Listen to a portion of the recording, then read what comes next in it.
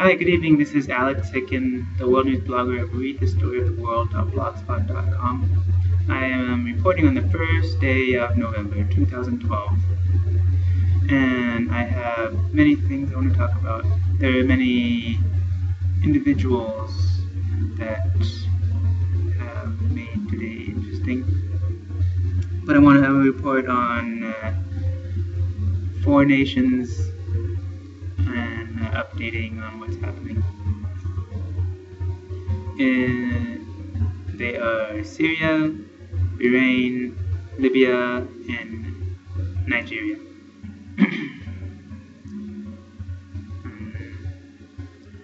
In Syria, there were a series of executions of Syrian soldiers by the rebels, and some of the insurgents trying to, they perhaps may be retreating back into Lebanon, but yeah, there was a clash on the border, and at least one person, probably an insurgent guy, they were trying to get back into Libya, and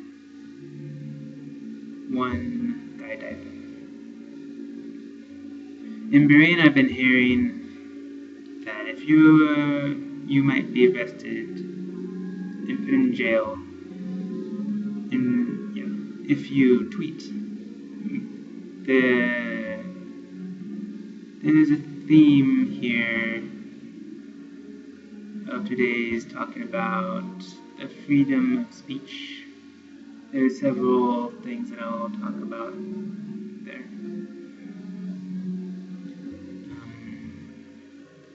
And Libya, there's been drama there because they have a new parliament now, and gunmen have taken over the parliament place, and they're still occupying it. And one thing that's interesting is that in Nigeria, Boko Haram, the radical Islamic group that has been killing many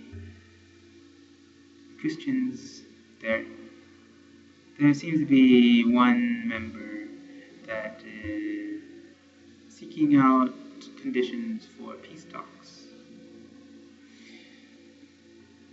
I remember hearing the beginnings of that rumor with the FARC in Colombia.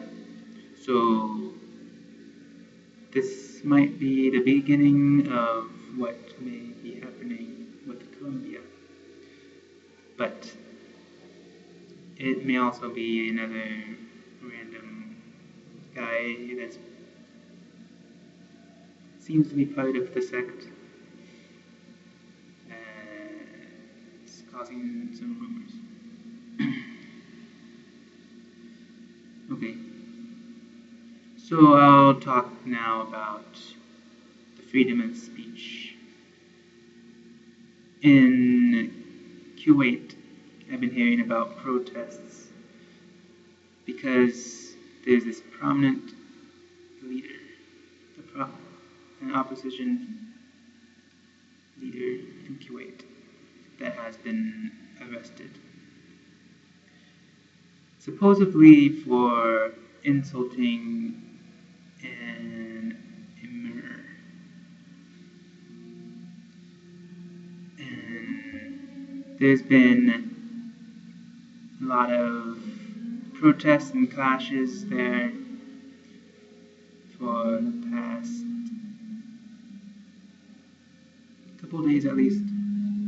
And yeah, supposedly these gatherings are banned, and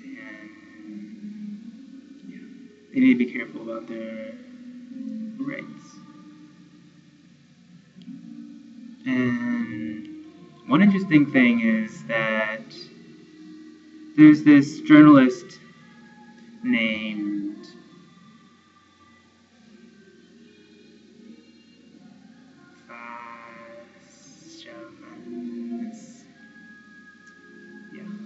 talking about Greece. This Greek journalist published a list of names that were a part of the Swiss bank scandal. And he was put on trial today and was acquitted of his charges of libel. So that's good. Another journalist was arrested in Greece for something similar. So freedom of speech is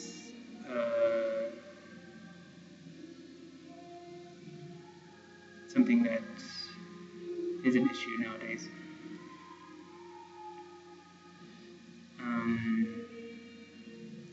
Now, other individuals that have been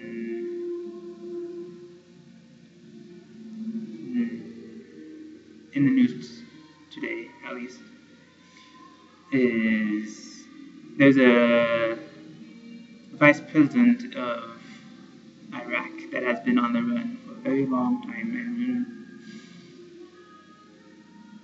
it seems like they've sentenced him to death. And there's news from Iraq.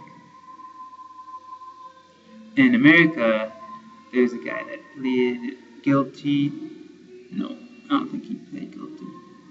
He was sentenced to 17 years because he was planning a drone attack in America against our parliament buildings and stuff like that. In Kenya, they seem to be good at foiling things because they're part of the unrest.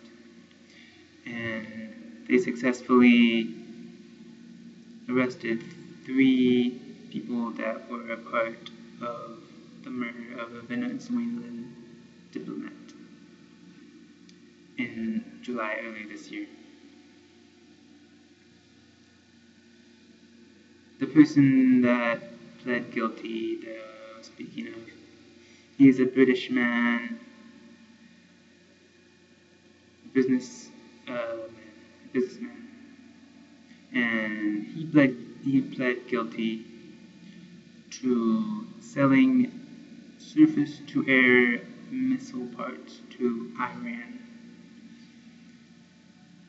So, yeah. Iran is a big deal nowadays, and it's led by a crazy person, and we don't want him to get nukes, so he might cause something crazy. There are many other countries that have nuclear capabilities, but we don't want that crazy guy to get a hold of them.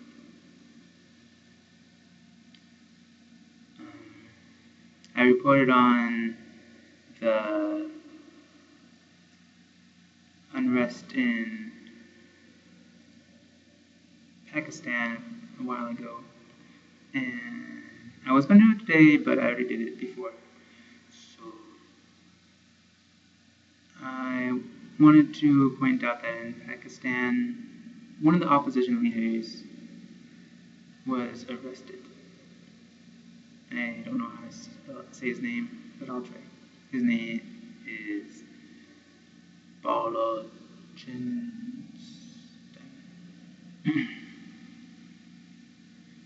Okay. Another thing in Iran that happened is that there were 9 activists, and they were women, and supposedly the prison guards would abuse them and pull these things called snap body searches far too often than they should. And they began a hunger strike to protest against these snap body searches and abuse.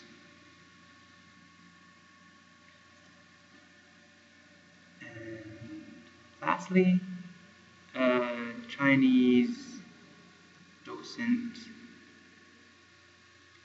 was put in jail for 8 years for subversion ahead of Congress today. And lastly, I wanted to end on good news, because justice is prevailing in Brazil. There is a Supreme Court judge named Joaquim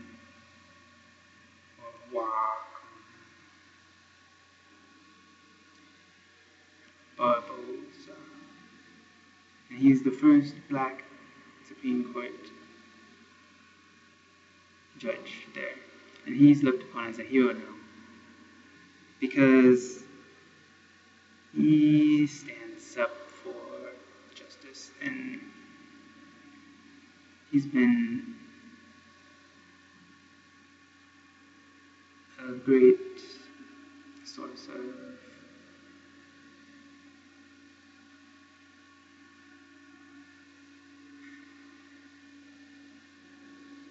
he's been able to convict many people of corruption.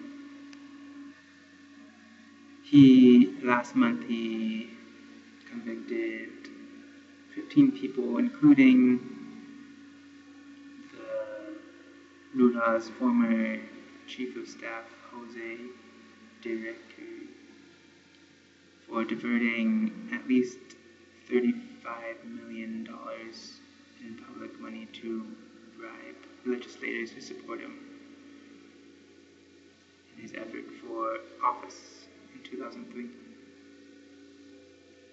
And today or yesterday or so, the Supreme Court judge sentenced another once powerful politician, and give him what he deserved on corruption. So I want to end on good news today, that there are people that stand up for justice. They are heroes. And I'll close. This is one of my longest points. So thank you for your time.